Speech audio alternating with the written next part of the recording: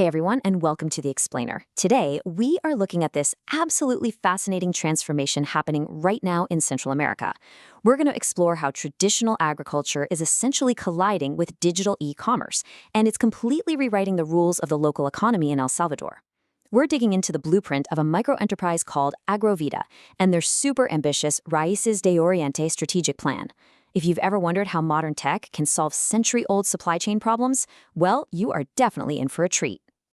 Okay, let's dive into this. We've got a lot of ground to cover today, taking a look at everything from the systemic middleman problem and building a digital farmers market, to pinning down the market gap, the actual tech involved, and finally, how to scale that social impact. 40%. Seriously, just think about that number for a second. When we talk about digital disruption, we're usually talking about corporate profit margins, right? But in this case, this digital intervention results in a massive 40% net income increase directly for rural farmers. By entirely bypassing this traditional margin-eating middleman, this model returns the profit straight back to the people who are actually out there growing the food. It's an immediate, literally life-changing metric. So to really grasp why that 40% is such a big deal, we have to talk about the middleman problem. For decades, the old way of doing things has just dominated. Small-scale farmers in rural departments like Morazán, for example, have had to rely on these deeply informal supply chains. They sell their harvests, corn, beans, honey, to intermediaries who basically just dictate the prices. These middlemen eat up the bulk of the profit margins, leaving the actual producers with barely enough to survive on, let alone actually grow their businesses. But the new way, the one proposed by Agrovida, completely severs that dependency. It's a direct-to-consumer e-commerce platform offering 100% traceability. You buy it online and you know exactly which farm it came from. And this isn't just some theoretical idea scribbled on a napkin. It's grounded in a highly structured 30,000 euro strategic plan called Raíces de Oriente, which is actually designed to compete for the IFAS Social Impact Prize in 2026. This document is a meticulous, real-world roadmap. It physically connects the rural agricultural hub of Morazán directly with the urban, consumer-heavy metropolitan area of San Salvador. It's essentially a perfectly planned economic bridge. Which brings us to the solution itself, creating a true digital farmers market. So, the crucial point is how exactly do you take the vibrant freshness of a rural market and stuff it into a smartphone? Well, it comes down to their unique value proposition. They aren't just selling groceries. They're selling an entire sustainable ecosystem. Obviously, they offer fresh, organic, artisanal produce, but that second point is really the kicker. 100% traceability via QR codes. You scan your jar of honey and boom, you see the exact apiary it came from.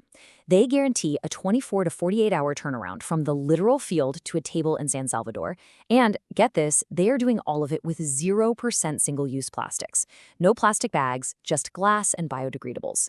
The whole shebang rests on a foundation of fair trade, aimed at dignifying rural labor. And there's actually some heavy-hitting marketing theory backing this up. As Philip Kotler points out in his book Marketing 4.0, digital tools create a level playing field. Suddenly, this little micro-enterprise working with rural farmers in Morazán has the infrastructure to genuinely compete against massive multinational supermarket chains. Technology basically allows the hyperlocal to act completely global. But to play on that level field, you have to find your market gap. And this brilliantly illustrates exactly where Agrovida slots in. Think about the competition. On one side, you have the giants, like Walmart and Super Selectos. Their strengths are obvious, right? Massive infrastructure, super low prices. But their weaknesses are pretty glaring, too. They feel really industrial, their online tech can be clunky, and they totally lack that fresh farm direct feel. Then on the other side, you have the digital upstarts, apps like Superpaya and Kip. They've got lightning-fast apps and target this young gourmet crowd. But they are expensive, like really expensive, and they don't have deep brand recognition. Agrovida just slides right into the middle. They have the direct farmer connection, which guarantees unmatched freshness and lower prices than those gourmet apps, but they completely avoid the highly processed, impersonal feel of the retail giants. Now, when they actually analyzed their target audience, the data revealed something super fascinating. Yes, millennials make up 40%, and centennials, or Gen Z, make up 30%. Honestly, that's totally expected for an app-based service. But look at that last slice. 30% are seniors, people over 60. The major digital supermarkets were completely ignoring this demographic, just assuming they wouldn't use e-commerce. But Agrovida realized that seniors have the buying power. They really value traditional fresh foods, And actually, they prefer home delivery because they don't want to carry heavy grocery bags around. Let's put some faces to these numbers to really understand it. On one hand, you have Kevin. He's 25, a crazy busy architecture student living with roommates in San Salvador. He wants to eat healthy, but he has literally zero time. He needs a lightning-fast mobile checkout. But on the other hand, you have Rosa. She's 65, retired, living in Santa Tecla. She loves cooking traditional meals, wants chemical-free ingredients, and really wants to support local farmers. But physically going to the sprawling outdoor market, it's becoming exhausting for her. Agravita's platform is cleverly designed to be seamless and fast enough for Kevin, but accessible and trustworthy enough for Rosa. So how do they actually pull that off? Let's look under the hood at the tech and logistics. Bridging the gap for users like Kevin and Rosa takes some serious back-end architecture. From that €30,000 investment budget we talked about, a huge chunk goes directly into building a robust digital framework. Because 70 to 80% of users are going to shop on their phones, the UX UI is entirely mobile first. And they aren't cutting corners on security either. They're implementing SSL, TLS 1.2 encryption, and using a certified Stripe payment gateway so people instantly trust the checkout. But honestly, the real game changer for this local market, it's the WhatsApp API integration. Customers and drivers get real-time delivery tracking right on an app they already use every single day. No learning curve required. In terms of the physical world, the logistics pipeline is just a 4-step masterpiece of efficiency. Step 1, fresh sourcing directly from allied farmers out in Morazan. Step 2, immediate eco-friendly packaging. Remember, absolutely no single-use plastics allowed here. Step 3, rapid transfer to a strategic distribution node in San Salvador. And finally, Step 4, algorithm-optimized last-mile delivery straight to the consumer's front door. It is a tightly controlled cold chain that actually guarantees that 24 to 48-hour field-to-table promise we talked about earlier. All right, so what's the end game? Scaling that social impact globally. Agravita is definitely not stopping at the borders of San Salvador.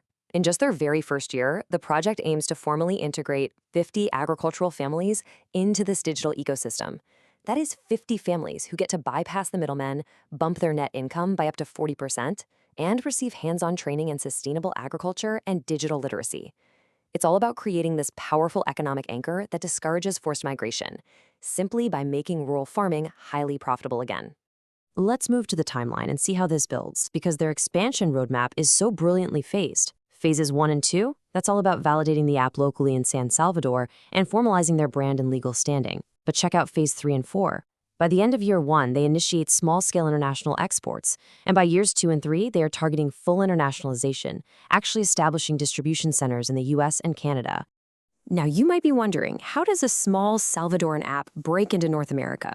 Well, they target the diaspora with what they call nostalgic products. They focus on high-demand, culturally significant items that have pretty low regulatory barriers to start off with. We're talking roasted coffee, artisanal honey, traditional sweets, cashews, and those amazing local cheeses. They start by validating the market using informal courier channels, and then they gradually scale up to full-blown, FDA-approved, container-level exports. It's just a genius way to leverage cultural connection into global e-commerce.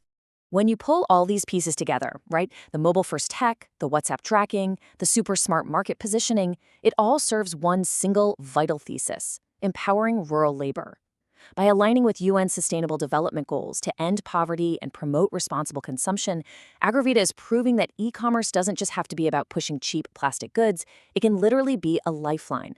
It dignifies hard agricultural work and actively builds a more sustainable future. It really makes you stop and think, doesn't it? We've just seen how a thoughtfully designed digital platform can completely bypass century-old exploitative supply chains and totally empower a rural community. So, I'll leave you with this. If a smart e-commerce strategy can revolutionize agriculture in El Salvador, what traditional, outdated industry in your own backyard is just waiting to be disrupted by the right digital tools? Thanks so much for joining me on this explainer, and keep looking for those brilliant market gaps.